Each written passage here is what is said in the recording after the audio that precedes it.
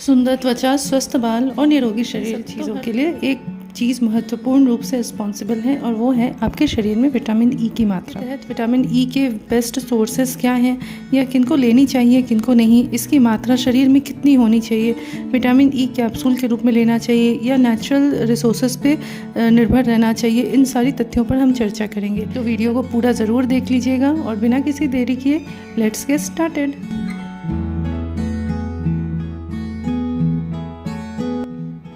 Vitamin E 8 fat soluble compounds का group है जिसमें 4 टोकोफेरोल्स और 4 टोकोट्रायोल्स होते हैं। Vitamin E fat soluble antioxidant की तरह कार्य करता है जो शरीर में बन रहे फ्री रेडिकल्स को नष्ट करता है, जिससे शरीर के अंग सुरक्षित रहते हैं और उनकी एजिंग धीमी हो जाती है। आइए बात करते हैं विटामिन ई के बेनिफिट्स के बारे में।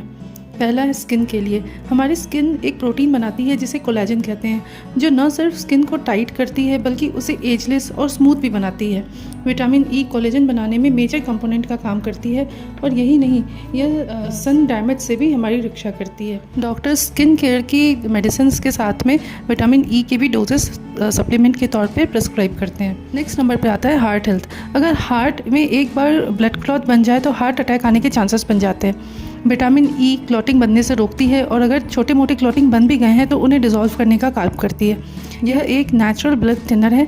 सिर्फ हार्ट ही नहीं, यह ब्लड वेसल्स को भी सॉफ्ट रखती है। और विटामिन ई और ओमेगा 3 के सप्लीमेंट्स कोलेस्ट्रॉल और ट्राइग्लिसराइड को नियंत्रित करते हुए देखे गए हैं। 2018 की एक स्टडी के अनुसार बीपी कंट्रोल करने में भी विटामिन ई का डोज बहुत मदद किया। एजिंग स्लो डाउन करने में भी विटामिन ई बहुत हेल्प करती है।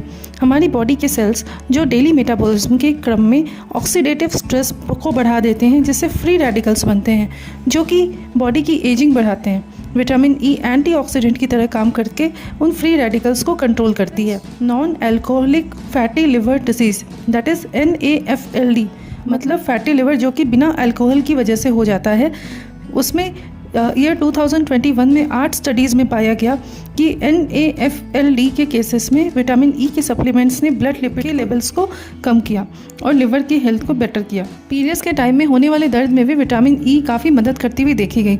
ईयर 2018 में 100 लेडीज़ के ऊपर रिसर्च की गई जिसमें उनको पीरियड्स के टाइम में दर्द के समय विटामिन ई की डोज दी गई और जब ये ओमेगा 3 सप्लीमेंट के साथ दी गई तो उनकी स्थिति में बहुत रिमार्केबल इम्प्रूवमेंट देखने को मिला। विटामिन ई की डोसेस कॉग्निटिव हेल्थ यानी मेंटल कंडीशंस और लंग फंक्शन यानी एस्थमा के समय में भी काफ़ी मदद करती हुई पाई गई हैं। तो इतनी विशेषताओं के बाद आइए जानते हैं इसकी डोसेस हमारे शरीर के लिए कितनी होनी चाहिए। 6 महीने से छोटे बच्चों के लिए जहां 4 मिलीग्राम का डेली डोज पर्याप्त माना जाता है, वहीं 7 से 12 महीने के बच्चों के लिए 5 मिलीग्राम का डोज पर्याप्त है। 1 से 3 साल के बच्चों के लिए 6 मिलीग्राम, 4 से 8 साल के बच्चों के लिए 7 मिलीग्राम, 9 से 13 साल के बच्चों के लिए 11 मिलीग्राम और 14 साल के बच्चों और उससे ऊपर के एज ग्रुप के लिए 15 मिलीग्राम की मात्रा पर्याप्त है। वहीं प्रेग्नेंट वुमेन के लिए 15 मिलीग्राम और लैक्टेटिंग वुमेन के लिए 19 मिलीग्राम।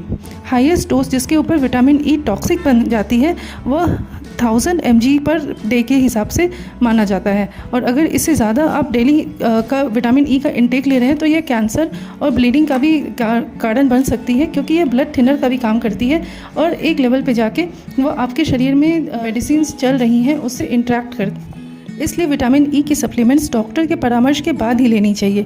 और अगर आप किसी और मेडिकेशन के अंदर हैं जैसे डायबिटीज़, बीपी या कोई भी और दवाई आपकी अगर चल रही है तो वैसे भी कोई भी सप्लीमेंट आपको डॉक्टर की एडवाइस के बिना नहीं लेनी चाहिए, क्योंकि ये सप्लीमेंट डॉक्टर आपकी दवाइयों के साथ में इंटरेक्ट कर सकती है और आपके शरीर को बहुत नुकसान पहुँचा सकती है। तो चलिए अब जानते हैं कि विटामिन ई के अच्छे सप्लीमेंट्स क्या हैं। अगर हम बाज़ार में निकलेंगे तो विटामिन ई के लिए हरे रंग की टैबलेट्स मिलती हैं, तो क्या हमारे शरीर के लिए वो सही है या फिर हमें नेचुरल रिसोर्सेज पे निर्भर रहना चाहिए।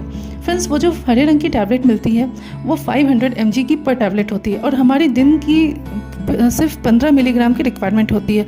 तो आप देख सकते हैं कि 15 मिलीग्राम के सामने में वो 500 mg का जो टैबलेट है वो काफ़ी भारी पड़ रहा है। ई होती है वो सिंथेटिक होती है जो कि हमारी बॉडी में पूरी तरह से एब्जॉर्ब नहीं होती है, तो इसलिए ज़्यादा अच्छा है कि हम नेचुरल रिसोर्सेज पर ही विटामिन ई के लिए निर्भर रहें। और अगर हमारी खान पान, हमारा डाइट, हमारा डेली का रूटीन सही है तो हमें डेली के जो विटामिन ई की मात्रा है वो ऐसे ही मिल जाती है, तो उसके लिए हमें अलग से बहुत ज़्यादा मेहनत नहीं करनी पड़ती है।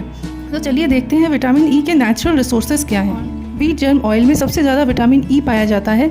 इसका 1 tablespoon approximately 20.25 mg vitamin E provide करता है। ये आपको ऑनलाइन आसानी से मिल जाएगा। 28 gram dry roasted sunflower seeds 7.35 mg और उतनी ही यानी कि 28 ग्राम ड्राई रोस्टेड आमंड्स करीब करीब 6.75 mg विटामिन ई प्रोवाइड करते हैं। बॉयल्ड पालक, ब्रोकली, कीवी, आम और टमाटर भी विटामिन ई के अच्छे स्रोत हैं। आप अगर विटामिन ई के स्तर को नेचुरली अच्छा बनाए रखना चाहते हैं तो अपने भोजन में वैरायटी ऑफ न्यूट्रिशियस फूड, सब्जियां, फल, नट्स और सीड को रोज़ाना समावेश कीजिए। आप ड्राई रोस्टेड सनफ्लावर सीड्स और बादाम का कॉम्बिनेशन ले सकते हैं। इससे न तो सिर्फ आपको विटामिन ई की सफिशिएंट मात्रा मिल जाएगी बल्कि यह आपकी बॉडी में मिनरल्स और फाइबर्स को भी मेंटेन रखेगा। सो फ्रेंड्स, आज का ये वीडियो हम यही समाप्त करते हैं। विटामिन ई के संबंध में जो जानकारी हमने आपको दी है, हमें विश्वास है कि आपको यह जानकारी पसंद आएगी और आपके लिए काफ़ी मददगार सिद्ध होगी। अपने फ्रेंड्स के साथ में इसे ज़रूर शेयर कर दीजिएगा और अगर आपको वीडियो पसंद आता है तो इसे लाइक भी ज़रूर कर दीजिएगा। फ्रेंड्स, अगर आपने हमारे चैनल को अभी तक सब्सक्राइब नहीं किया है तो प्लीज़ सब्सक्राइब कर दीजिएगा और बेल बटन भी दबा दीजिएगा ताकि आगे आने वाली स्वास्थ्यप्रद ऐसी वीडियोज़ आपको जल्दी मिल जाया करें। तो फ्रेंड्स, फिर से मिलते हैं एक नए और स्वास्थ्यप्रद टॉपिक के साथ में। तब तक आप अपना ध्यान रखिए, खुश रहिए। Take care, bye bye.